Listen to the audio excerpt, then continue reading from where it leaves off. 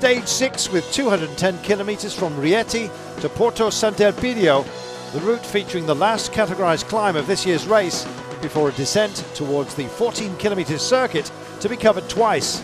A last chance for the fast guys to leave their mark.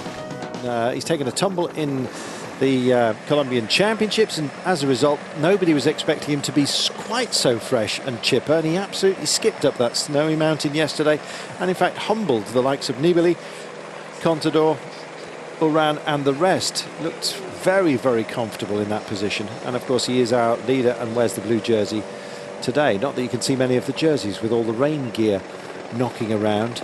Some news for you, and I was a little bit suspecting of this before, having not seen the cameras focus in on this man, but Mark Cavendish is in a group 4 minutes down on the one that you see on your screen. So that's flurry of activity which we didn't see on the climb before we came on air, where the GC contenders kind of started to ramp up the pace. Obviously did have an effect on the peloton. I thought it was looking much reduced. Not sure exactly how big the Cavendish group is, but it seems to have a little chance of coming back. So we can see why Tinkoff-Saxo are riding so strongly. That was my suspicion before. So Mark Cavendish doesn't look like he is going to repeat last year's victory. There's the bell as they cross the line. Two breakaway riders, but chased down by the pack, and the clock begins to tick right now upon them. And I guess then we'll time it until the second group, which includes some favoured sprinters along the way. The bellman and his arm are going to get cramped by the end of this one. Here come the pack, lots of options. Sagan crosses the line, Movistar aplenty, MTN-Qhubeka heavily regarded, highly regarded, and indeed heavily represented up here as well. 8.5 kilometres to go, 19 seconds is the gap now out to the very brave Alexis Villamoz from AG2R Le Mondial. And there is Villamoz, and he's about to be caught, I'm afraid, on this wide open highway. A little rise right now. This is where they just take a right-hand swoop down and back into town. This is the sort of highest point we will be in these latter stages. Right now it looks like a full spectrum of colour for you. And Jens Debusschere with the Belgian tricolour, the most easily identifiable. He's on the left-hand side of the road in about P6 as Villamoz is taken with 3.2 to go.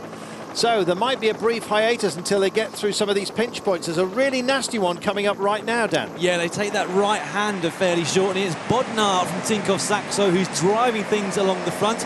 On the left-hand side of your screen is Kinziato from BMC. He's looking for his teammates. I'd imagine Greg van Avermaet is the man that he must be working for today.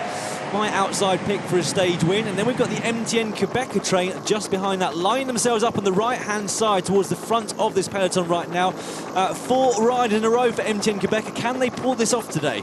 Hard to see as the mist begins to clear, and they're just thinking about when and where and how to deliver this after over 5 hours in the saddle in appalling conditions. And still MTN-Qhubeka are right up there just behind the Lotto Soudal rider. There is Debusschere in the Belgian tricolour. He's got to be in a fantastic position to have a go for this. A second stage win on the Tirreno-Adriatico in this kind of company. And they're going to start spreading out across the road right now. And Debusschere is being traced as we come to the last and final metres. And it is MTN-Qhubeka that lined this one up. Terrific performance by them. Debusschere's also in the frame. And Debusschere, the Belgian champion's coming to the fore, is he? No, not this time by Sagan, makes it happen. Oh, at last for him. He gets the victory he's been looking for an awful long time coming. It's here now, and it's Sagan. Confirmation of your stage results. Peter Sagan takes it, given the same time as Ciolek, Debusschere, Kurt Nielsen. Great push by the Orica Green Edge Great Dane. Here's the overall standings. Nairo Quintana, going into the final day, has a 39-second cushion.